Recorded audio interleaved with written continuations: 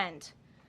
In other words, the position of the Democrat Party is that the federal government is not allowed to enforce our laws and to arrest and deport illegal alien criminals. They're attempting to use a violent mob as a weapon against their own constituents to prevent the enforcement of immigration law. This is deeply un-American and morally reprehensible. President Trump received a clear mandate from voters to reverse the illegal invasion ushered in by Joe Biden's open border and to end the lawlessness represented by Karen Bass in Gavin Newsom's California. President Trump promised to carry out the largest mass deportation campaign in American history, and left-wing riots will not deter him in that effort. Sanctuary cities and states will no longer be allowed to shield illegal criminals from deportation. Just take a look at some of the illegal monsters who were taken off the streets in Los Angeles in recent days. A Vietnamese national, a known gang member with a conviction for second-degree murder.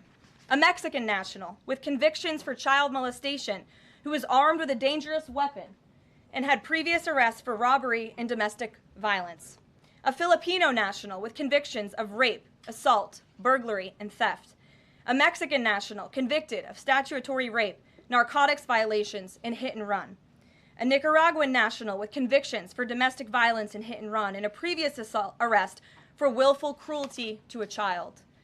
And an illegal alien from Mexico who was arrested after allegedly throwing a Molotov cocktail at law enforcement officers during the Paramount riots on Saturday. He is now being charged with attempted murder. Law-abiding American citizens do not want these public safety threats living in their communities, no matter what Democrats like Karen Bass and Gavin Newsom may claim. And let this be an unequivocal message to left-wing radicals in other parts of the country who are thinking about copycatting the violence in an effort to stop this administration's mass deportation efforts. You will not succeed. Any lawlessness will only strengthen this president's resolve to defend the majority of Americans who want to live their lives peacefully, free from the fear of violent criminal illegal aliens. As President Trump said, order will be maintained and illegal aliens will be expelled from our country. In economic news, the latest Consumer Price Index inflation report came in today below expectations again. Since President Trump took office, inflation has come in below economics expectations every single month. Core inflation held steady and remains at the lowest level since March of 2021. Wage growth remains strong. The average private sector worker is on track to see their real earnings increase by around $1,200 adjusted for inflation. And prices continue to fall for everyday Americans. Energy prices fell from April to May. Gasoline has fallen each month since President Trump took office, down 12% over the past year. And prices for meat, poultry, eggs, and fish are all down from April to May as well.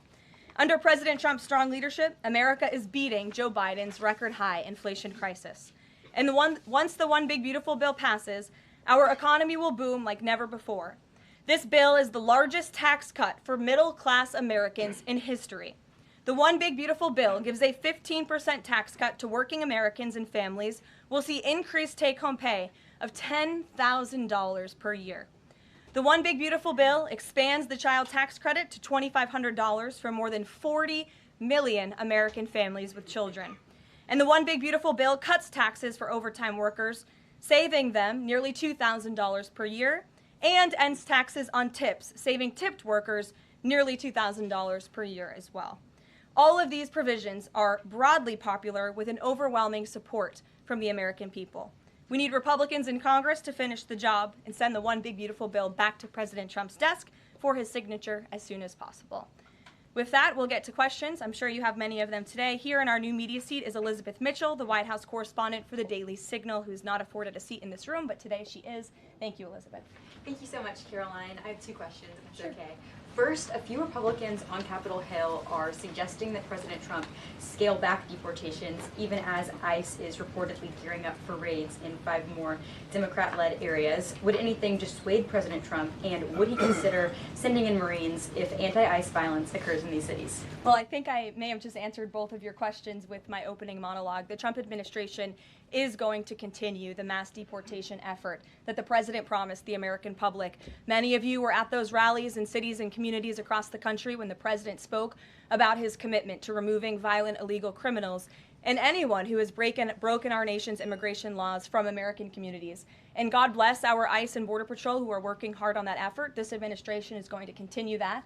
And it's part of the reason we do need the one big beautiful bill to pass as well, may I add, because the bill provides funding to hire more ICE agents and Border Patrol agents, more personnel on the ground to conduct this important public safety work.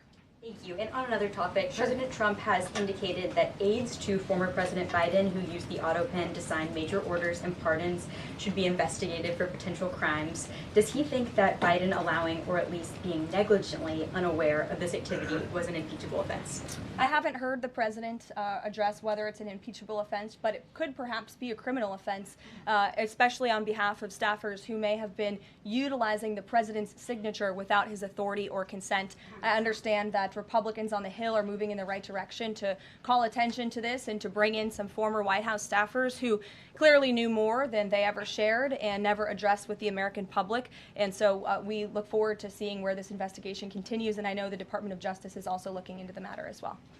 Alex, good to see you today. Good to see you, Caroline. Thank you. You mentioned foreign flags being blown during these protests. There are protest activities being organized for this weekend. Part of it are Democrats saying they want to reclaim the American flag. It's also being titled No King's Day.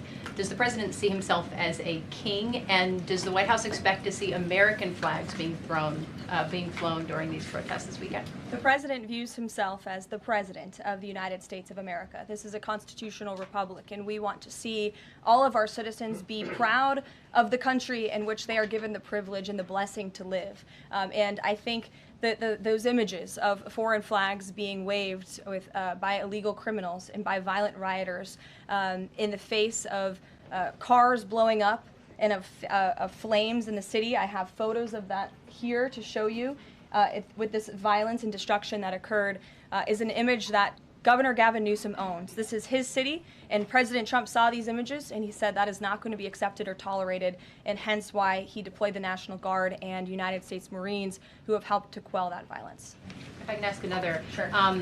If the president does end up deploying any National Guard members, perhaps Marines, to blue states, would he be in contact with the governors prior to this? Would it be necessary? Well, President Trump was in contact with Governor Gavin Newsom despite some of the claims he's made in the last couple of days. The president called the governor on Friday evening and told him to let law enforcement in California do their jobs. And the Los Angeles Police Department, by the way, are fantastic people. They are trying to do the work that they've so bravely signed up to do, to enforce the law, but they have been kneecapped by incompetent Democrat policies and Democrat politicians who do not allow their local law enforcement to correspond and coordinate with federal immigration authorities. And so the president gave Gavin Newsom a warning and said, get it together. 24 hours later, we saw more images like this. We heard about Border Patrol agents who were being the target of rocks.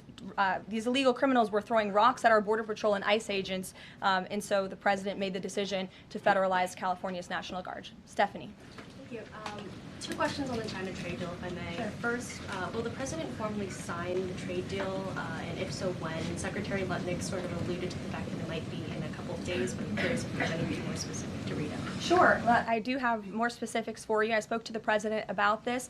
He spoke to his trade team, who did a fantastic job negotiating this on behalf of the United States and meeting with their Chinese counterparts. The president is talking to them about the details of it now. But what the president heard, he liked. China has agreed to open their markets to the United States separately of this deal. And when it comes to this deal, we're going back to the terms that were agreed upon in Geneva for the release of some of those critical minerals and the magnets from China to the United States. And we have agreed to fully comply with the Geneva Agreement as well. So the president is reviewing the details of that with his trade team now, and you'll hear more from him, I'm sure. And then the second question, on tariffs, Secretary Lutnick suggested that the tariffs would remain unchanged with China.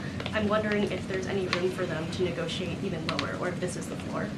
I won't get ahead of any further negotiations. We're in a great place right now, and I would add that this is the result of a lot of hard work from the president and his team, and the president has a good and respectful relationship with President Xi, and as you know, they had a direct conversation which led to this success that the president announced on Truth Social this morning.